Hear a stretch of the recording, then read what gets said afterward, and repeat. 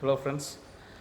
60 வயசு தாண்டின ஒரு டைரக்டரால் வந்து எப்படி 20 வயசு ஆளுங்களை கவர் பண்ணுற மாதிரி ஒரு படம் எடுக்க முடியும் அப்படின்றது வந்து எனக்கு இன்னும் புரியல. அவருடைய எல்லா படங்களும் மாதிரி இந்த படமும் வந்து ஃபஸ்ட்டு ஷோ காலைல 8 மணிக்கே அதுவே ஃபுல்லாக இருக்குது. எல்லாமே யங்ஸ்டர்ஸ் தான். இதுவே ஒரு படத்தோட ஒரு பெரிய சக்ஸஸ். இந்த மாதிரி ஒரு எதிர்பார்ப்பை வந்து அவரால் இன்னும் பூர்த்தி செய்ய முடியும்னு மக்கள் நம்புகிறாங்க, அந்த யங்ஸ்டர்ஸ் நம்புகிறாங்க. அதுவே ஒரு பெரிய வெற்றி தான் அவருக்கு. காற்று வெளியிடை அப்படின்ற ஒரு ஒரு அருமையான ஒரு தலைப்பு படத்துக்கு வச்சுருக்காரு. இது வந்து நம்மளுடைய ஹீரோ பார்த்திங்கன்னா ஏர்ஃபோர்ஸ் பைலட்டு. அதில் மேலே பறக்கும்போது அந்த காற்றுக்கு நடுவில் உன்னை பற்றி யோசிக்கிறேன் அப்படின்ற மாதிரியான ஒரு ஒரு கான்செப்டில் யோசிச்சிருப்பார்னு நினைக்கிறேன். அருமையான ஒரு டைட்டில். மணிரத்னம் வந்து பார்த்திங்கன்னா ஒரு நல்ல ஸ்ட்ராங்கான டீமை எப்போவுமே ஒரு ஃபார்ம் பண்ணுவார். இப்போ அவரோட பழைய படங்கள் நீங்கள் பார்த்தா கூட உங்களுக்கு தெரியும். ஒரு டீம் தான் அவருக்கு மெயின். இதில் வந்து பார்த்திங்கன்னா ஏஆர் ரகுமான், வைரமுத்து, அதுக்கப்புறம் வந்து இந்த ஸ்ரீகர் பிரசாத், அப்புறம் ரவிவர்மன், இவங்களாம் வந்து ஒரு நல்ல ஒரு ஸ்ட்ராங்கான டீம். இந்த டீமை வச்சுட்டு ஒரு தின்னான ஒரு பிளாட், ஒரு தின்னான ஒரு ஸ்டோரி லைனு அதை எடுத்துக்கிட்டு எப்படி விஷுவல்ஸ் மூலியமாகவும் அப்புறம் ஸ்க்ரீன் ப்ளே மூலியமாகவும் இந்த படத்தை நவுத்துறாரு அப்படின்றது தான் வந்து ஒரு பெரிய விஷயம். அதை வந்து அழகாக பண்ணியிருக்காரு. படத்துடைய ஃபஸ்ட் ஹாஃப்லாம் பார்த்திங்கன்னா வந்து ஸ்டன்னிங் விஷுவல்ஸ்லாம் அமேசிங்காக இருக்குது. நல்லா உட்காந்து அப்படியே ஜாலியாக பார்க்கலாம் படம். அந்த மாதிரி இருக்குது. ஒரு நல்ல அழகான ஒரு சாஃப்டான ஒரு லவ் ஸ்டோரி, அப்படியே ஸ்லோவாக லவ் ஸ்டோரி மூவ் ஆகுது.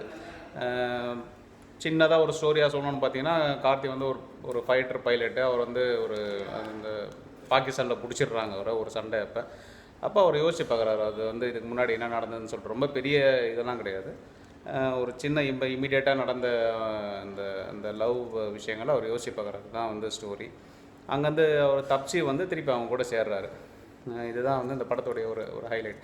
ஆனால் இந்த படத்தில் வந்து ஸ்டோரி, நம்ம முன்னாடியே சொன்ன மாதிரி ஸ்டோரி அவசியம் கிடையாது. ஸ்க்ரீன் ப்ளே அதை எப்படி கொண்டு போகிறாரு அப்படின்றது தான் விஷயம். கார்த்தி ரொம்ப நல்லா நடிச்சிருக்காரு, ஃப்ரெஷ்ஷாக இருக்கார் பார்க்குறதுக்கு. ஆனால் எப்போயுமே கூலிங் லெஸோடு இருக்கார்.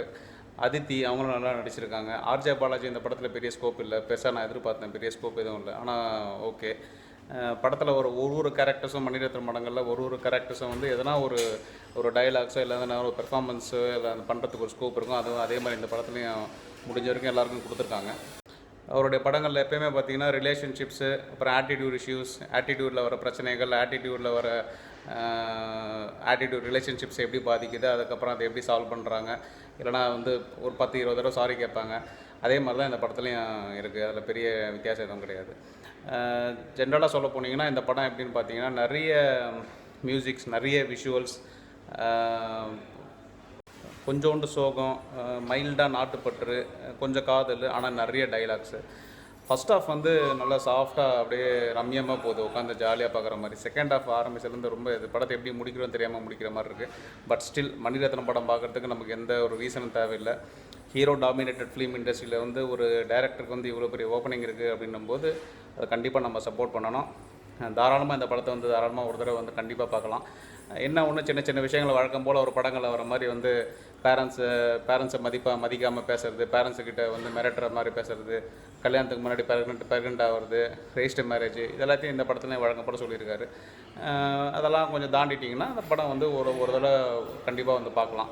அமேசிங் விஷுவல்ஸ், குட் மியூசிக், ஃப்ரெண்ட்ஸோடு, அது காலேஜ் பசங்க கண்டிப்பாக வந்துடுவாங்க.